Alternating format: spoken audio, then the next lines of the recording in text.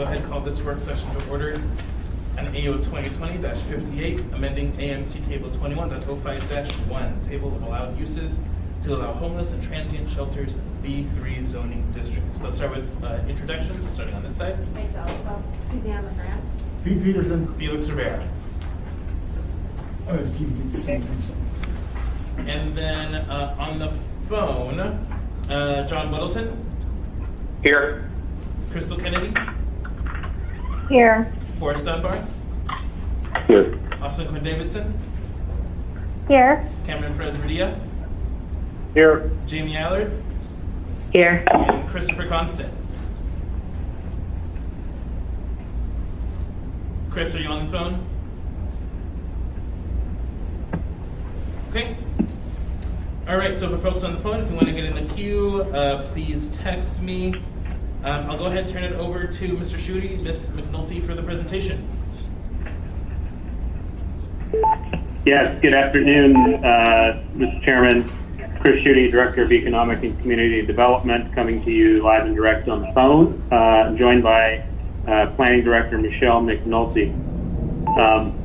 I apologize for the distribution of the presentation being via PDF, but hopefully you guys can follow along with us, and you've got it open in front of you.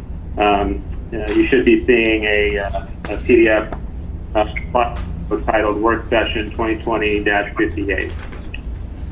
So moving right along, I'll be turn the page. Let's kind of turn the page. So let's turn the page. And just a quick refresher of why we're here.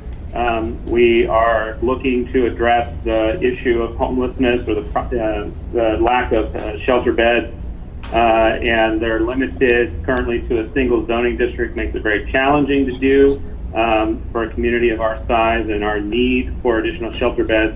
We're looking at ways to make shelters more accessible, and one of those ways to allow them in more places than they are currently under our zoning code, which took us to looking at the business zoning districts across the Anchorage area as being one of the most compatible zoning districts for this type of use, and also one of the most common non-residential zoning districts in the bowl.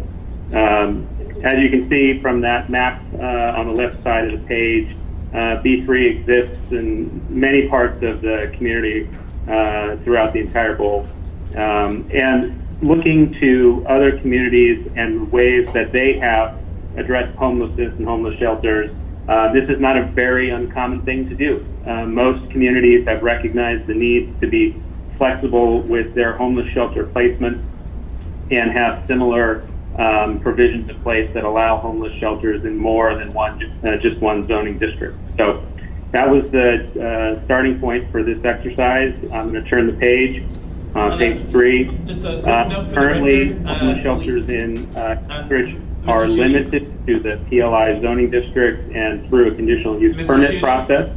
I won't go through each of these because we provided this overview before, but this is a high-level summary of what the conditional use permit approval process looks like now for your reference. I'm going to go ahead and turn the page. This page is the conditional use permit approval criteria. So the conditional use permit approval process runs through the Planning and Zoning Commission, and when they review and approve conditional use permits, this is the criteria that they need to review it through, and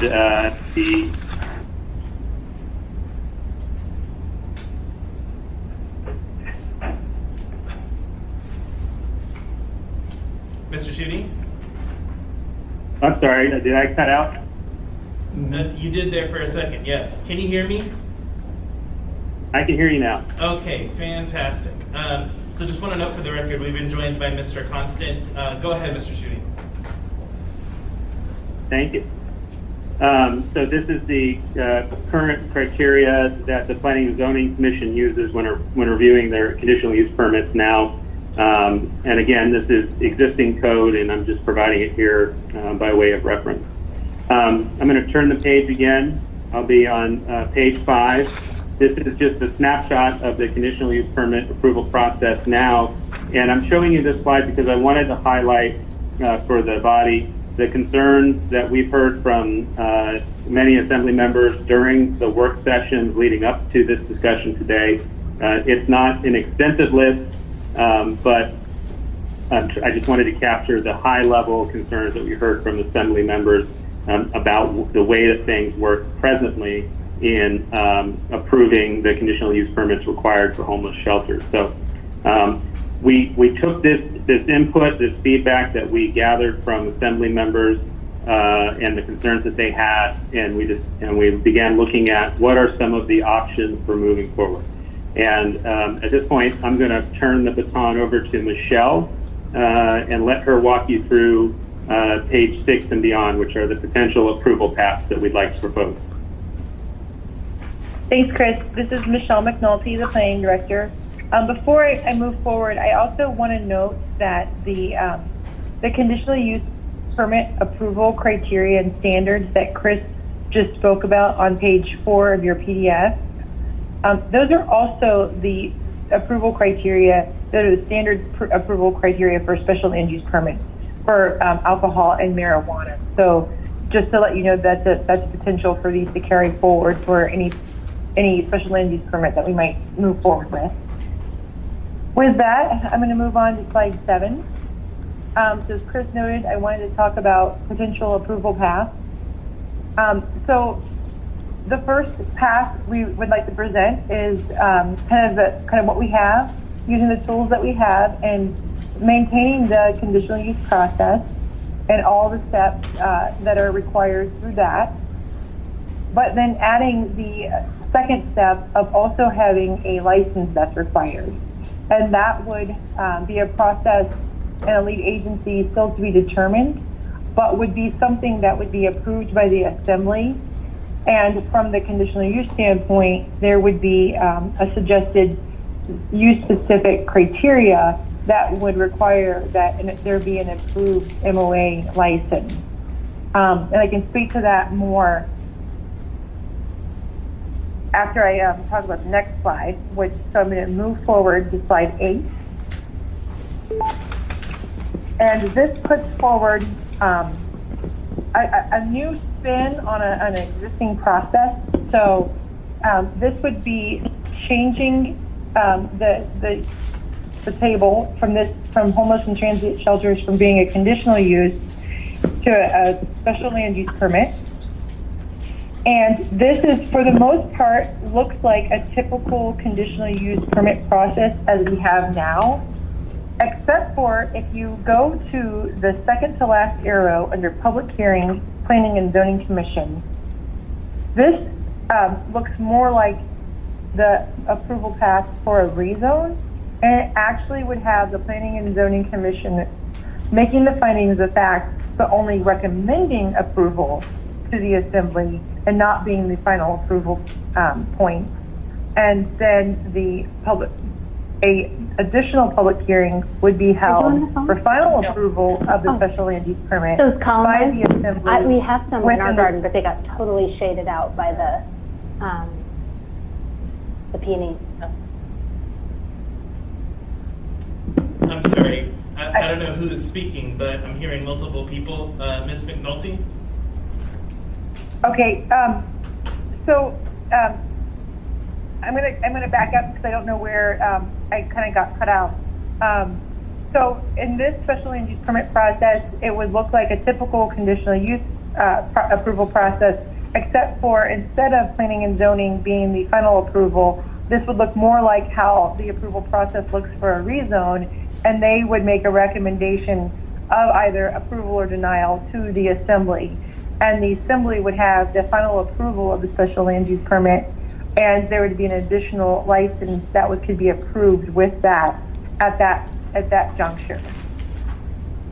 So I'm going to move on to possible use-specific standards. Given the nature of how the phone call is set up, I think I'm going to suggest that we just wait for any questions or discussion on these until I get through. There's only three more slides. Okay, So go ahead. possible use, okay. So possible use standards, that could be made a use-specific standard of homeless and transient shelters. These could be additions to Title 21 for either path forward, whether you choose to go forward with the first option of the conditional use permit and license or the special land use permit and license. And so these are taking a look at other communities and also what we already have in play for our special land use permits for marijuana and alcohol.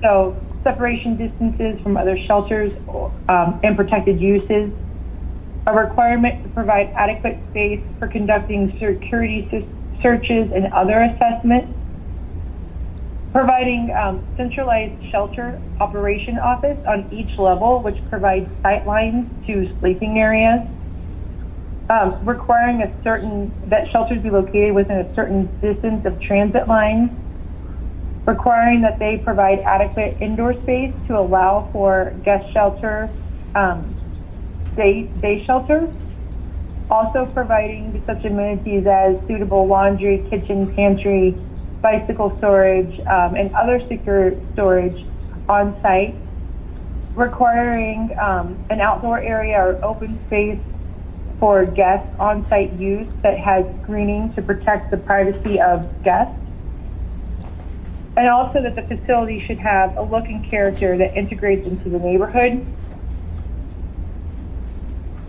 I'm going to move on to the next slide, slide 10. Other possible use-specific standards could include requiring that trash cans be provided and maintained around the perimeter of the facility. And then lastly, the requirement for a valid MOA license. And then also reverberating the language that I think Dean Gates provided, which speaks to not only is the license required, but it is at any time revoked, that the CUP is also revoked and on hold. And Michelle, Mr. Chairman, this is Chris Schutte again. I'd like to add that the list that Michelle just went through of possible use-specific standards, some of you in the room or that are on the phone may recognize a few of these because they came directly from comments or commentary that we've received from the Assembly. And then some of them are actually use-specific standards that we've seen in other communities that make sense. But that's the genesis of this possible list. It's by no means comprehensive. It's just some things we thought we'd provide to help stoke your creative juices. Go ahead, Michelle. Thank you for that clarification, Chris. I'm moving on to slide 11. This is just, I won't speak too much of this. This is more for reference, but to give you an idea of what the special land use permit flow already looks like for marijuana. This is sorry, not for the special land use permit. This is actually the licensing application, actually in conjunction with the land use application. So this may be good for reference as we move on.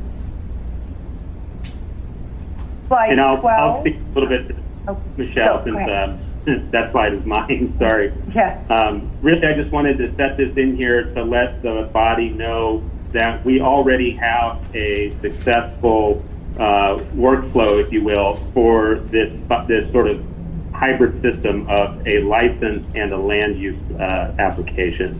And so the marijuana flow chart is just there as a point of reference. It's a two-stage process that we've had in place for many years now that works quite well, and I think provides a good blueprint for a two-step process for homeless and transient shelters if that's the direction the body wants to go. Thank you, Michelle. Thank you. Thanks. Ms. McNulty, before you move on, did you want to do a couple more slides before we take questions? Or is now a good time for yes. questions? The next slides really do just address let me get through these because these are some possible license standards, okay. and then Go ahead, do a couple more, and then let me know when you're ready for questions. Okay.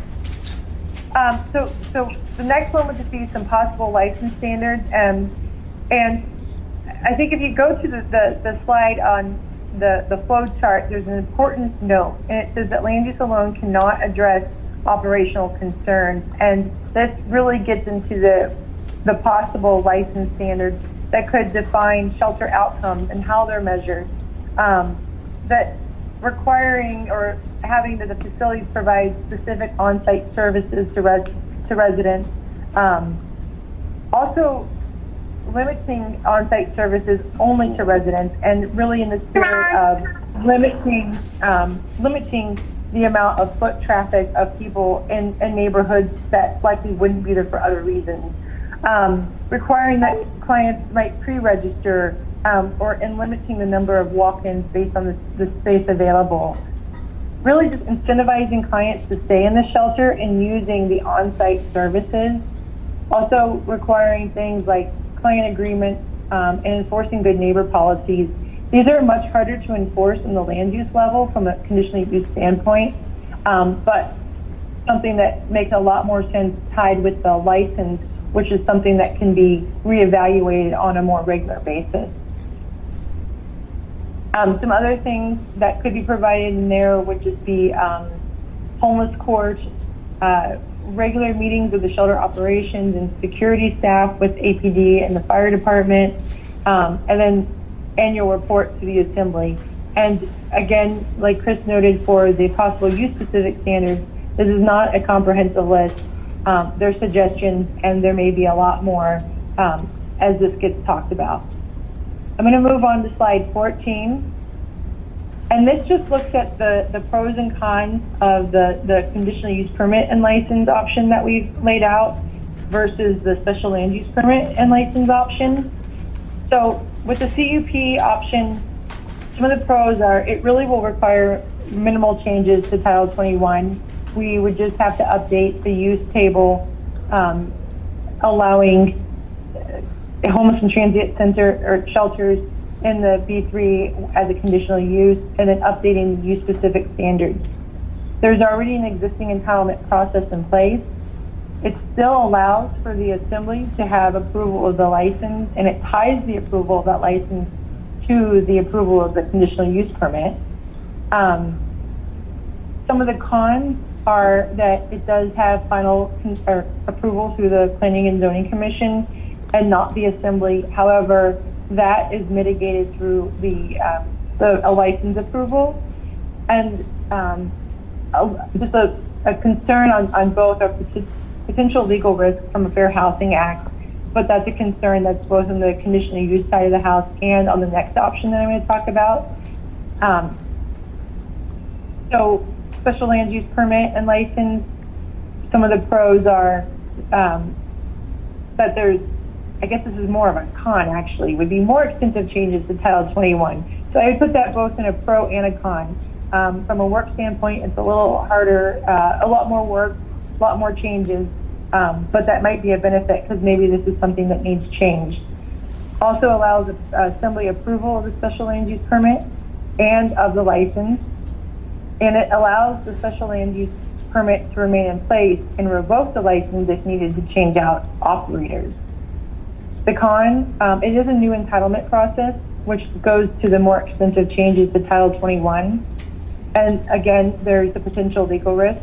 I do want to caveat that con with we're not sure what exactly those legal risks are. That's why we're saying potential. And it's still something we're wrapping our heads around and working with both our legal and I think Dean Gates as well. So just to note, that's something that we're considering, but we don't know quite what those legal risks would be.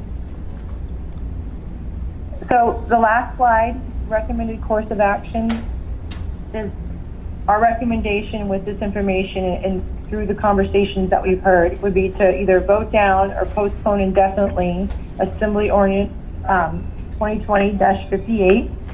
This really does provide closure to the community and sets the stage to discuss a revised process. Also identifying the licensure process, so working with the clerk's office and others to identify who should be the responsible building or entity that processes and reviews those before they come to the assembly. And then moving on to developing what that next path forward looks like. So the CUP and license process, prepare the ordinance and complete the Title 21 text amendment, which would have to go through the full planning and zoning hearing approval process, and then on to the assembly for final approval, and then same with the licensure process and ordinances that are associated with that. And I have nothing left on the presentation unless there's anything Chris Schutte wants to add. Nothing to add. Thank you. All right, thank you. So we'll go ahead and go to questions. Mr. Constant?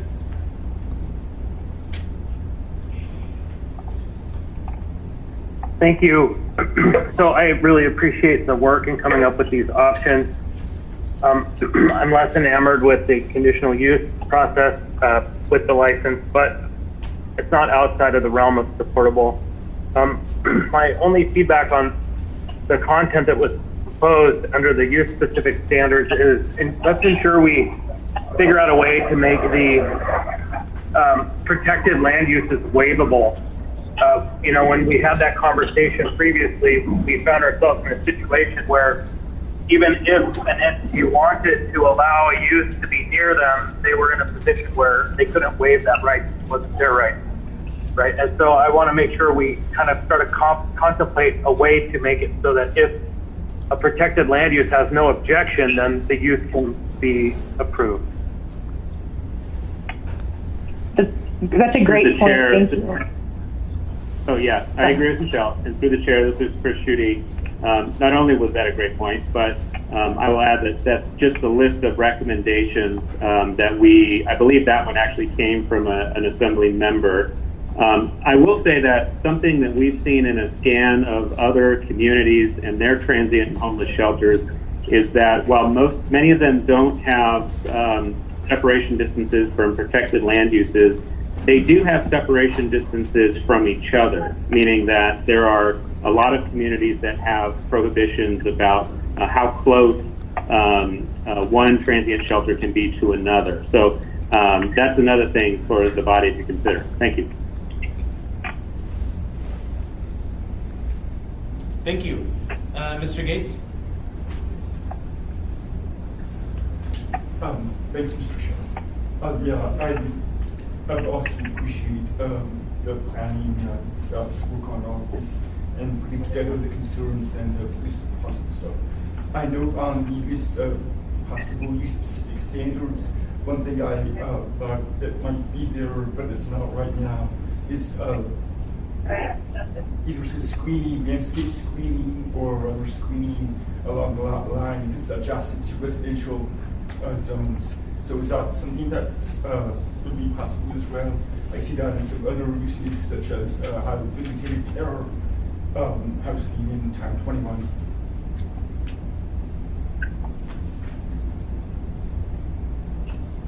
Were you able to hear me okay? Was that a question for us, Dean?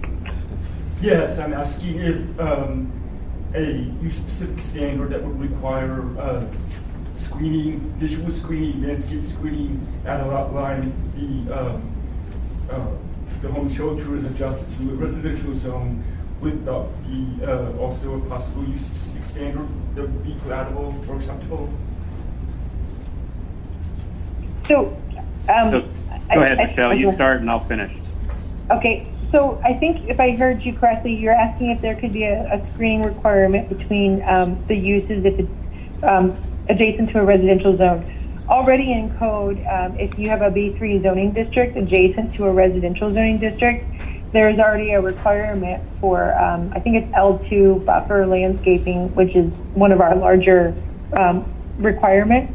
But if something more robust than that was necessary or suggested, that could be a use-specific standard as well. And what I will add, Dean, is that I appreciate the point about the screening. We've seen commentary from other assembly members about ensuring separation, fencing, lack of pedestrian pathways to discourage congregation of people outside, etc. I would suggest that the Assembly also consider the complete opposite view, which is zero requirement for fencing or screening as a means of making any potential homeless shelter site more visible, more accessible, and less secluded. It doesn't need to exist in the zoning code necessarily, but it's a different approach that I would encourage the assembly to take. Fences not only keep people out, but fences also create great barriers for other things to happen that we don't necessarily want. So just a different perspective to consider. Thank you. And this is through the chair. This is Michelle McNulty again. One thing I should have actually brought up when Mr. Constant brought up the fact about making the protected land use waivable. There is a waiver process. It's a variance process. So for use specific standards. So if someone can't meet or chooses not to meet for specific reasons, they can request a variance to the Zoning Board of Examiner Appeal for a waiver or variance from a use-specific standard. So there is a process in place, and that's probably good for us to let you all know what that process is so that you can understand how that may be affected as part of the approval process. I heard you say waiver process. That was the terminology you used. But do you mean a variance? Yes, Dean, thank you. It's a variance, not a waiver. I just had one other question. What was the homeless court? What did that mean? I'm going to let Chris answer that. Through the chair, I'm going to confess a little ignorance on that. That was a suggestion that came directly from an assembly member, and I will let that assembly member respond to Dean. Thank you. I'm going to assume it was Mr. Weddleton. Which of the criteria was that? Sorry. The homeless The court? homeless court. Oh, that didn't come from me, but I noticed it. It looks interesting.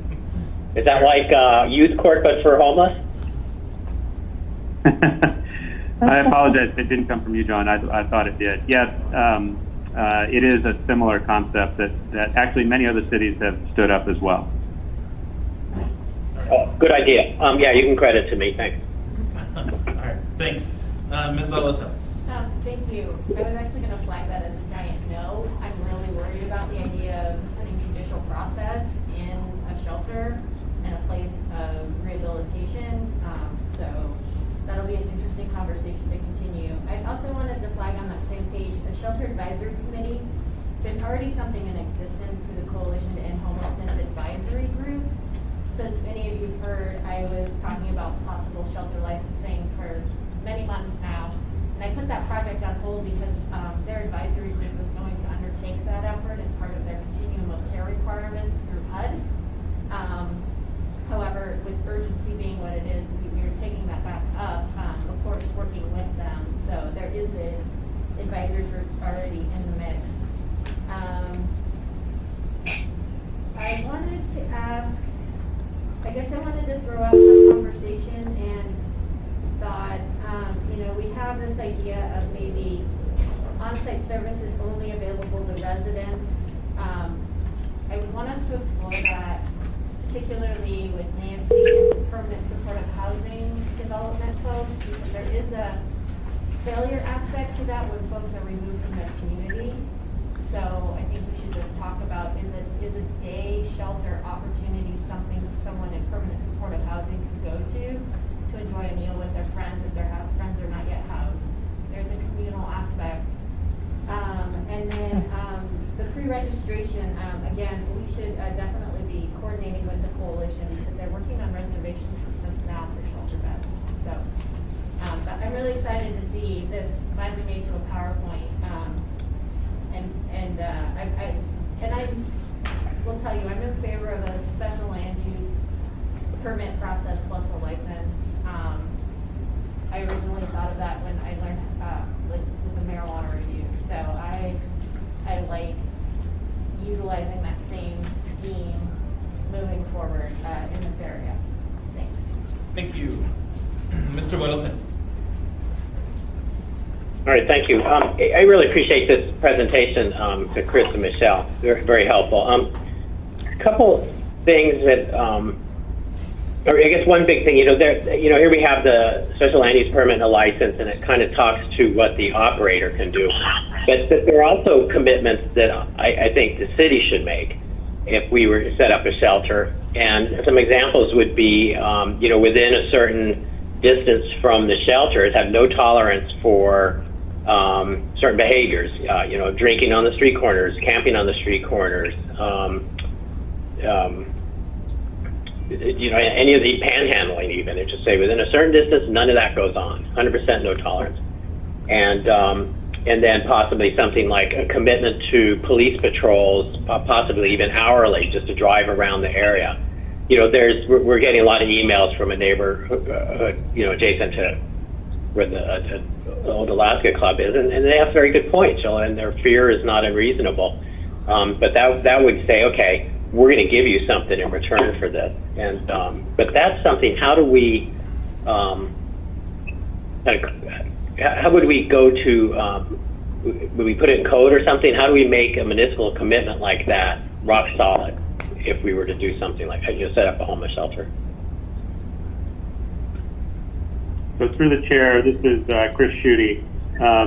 I will add, I will respond by saying I think that the commentary is at the commitment and obligation of the municipality as a partner in success of homeless services and homeless shelters is critical. That being said, I do think that some of the items that Assemblymember Weddleton listed don't really have a home in a license or a special land use permit. And I'm not exactly sure where they land, but I'd love to put a pin in that concept because it does sound like part of an overall commitment from all sides on the success of these facilities. I don't know how to tie it to a license or a special land use permit, but we should not lose sight of that. Thank you. Right, if I could interject, and I agree with you, Chris. I mean, that's why it doesn't really fit in those two little places. So as we go forward, then I'd like to see some way where we could make a municipal commitments like that, rock solid for the long term. Thank you. Mr. Constant. Yeah, thanks. When I think about where that responsibility would lie, I believe that we could create some kind of a policy that when the administration is going to execute an approval of a license, that a certain set of commitments are delivered by the municipality. So we could actually probably encode, if one of these licenses is granted by the municipality must. I think there's a way to do that. It isn't on the license or on the special land use permit. It's on us if we grant them. That wasn't why I was in the queue to comment. It was, now that I can't even think about it, it's back on the issue of the licensing and special land use permit conversation. And of course, now I've forgotten, so I'm going to shut up. Thank you. Thank you. Ms. Kennedy.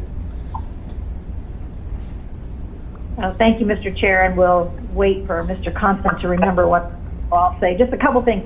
I really just want to say thank you. I definitely appreciate how Michelle and Chris were able to really capture a lot of the thoughts that we were throwing around there over the last couple of subcommittee meetings. So I just really appreciate seeing all this put down on paper. And specifically, I definitely just want to lend my support to the idea of going toward the special land use and the licensing process. I think that's the way I'd like to see it go as well. So just in looking at the recommended course of action, I really appreciate seeing that as well. And even though it says develop CUP and license process, if we change that to SLU, would make more sense to me. But anyway, I just really have enjoyed the conversation, and I would agree with Mr. Weddleton. There's got to be some way that we put some of the expectations down, whether maybe that goes through some kind of a code thing, I don't know. Maybe it's something we do when we stand up some kind of advisory committee, but there has to be some of those very specific are problematic for some shelters, and we want to be able to make sure that we don't leave a lot of those things happening that shouldn't be happening, but that we have the ability to really make sure that these places are operating with the highest expectations that we have, and hence is the reason for doing some of what we're doing right now anyway. So anyway, again, kudos to Michelle and Chris. Thanks. Thank you. Ms. Zolotel? Thanks. While we're talking about community commitments, maybe we could talk about whether or not, I mean, just to throw it out there for the idea, is the community council and the shelter operator enter into an MOU, much like we do with marijuana, between an operator and a community council. So there may be a template there that we could look to. So I'll just toss it out there as an idea. Thank you. I'm not seeing any other discussion. All right, so with that, I'm going to go ahead and end this work session. Thank you. Mr. Chair? Oh, sure. Who is that? I'm sorry, this is Chris Schutte again. Just one final comment, if I may, before we close out. Go ahead. Yeah, thank you. Appreciate all of the comments today from Assembly members, and recognize the CUP and the SLUP approaches are appealing once we flesh out the specifics on the licensure. I do want to highlight, though, that one of the reasons that we are recommending the conditional use permit, I will admit that tying it to an existing zoning process does, I think, give some people pause, as Mr. Constant mentioned at the beginning. However, if I had actually formatted the pros and cons slide correctly, you would see that there are more pros on the conditional use permit side and more cons on the special land use permit side. But essentially, both get the body to the same place. However, if the Assembly would like to retain the ability to approve both the license and the land use permit, then I understand and we can work with the special land use permit side. But our recommendation is to stick with the existing conditional use permit process and then tack on a requirement for a license, as well as create some special use standards. But if the body prefers that we abandon that and work through the SLUP process, we will do that too. Thank you. Mr. Chair, before you hang up. Yeah, sure. Go ahead, Mr. Constant. Yeah, so I think that's good work for the Enterprise Utility Oversight Committee, for the Community Economic Development Committee. And just so we're clear, the recommendation is that we either postpone indefinitely or vote this down Tuesday night. Just to reiterate that. Thank you. Yeah, that's correct. Mr. Weddleton.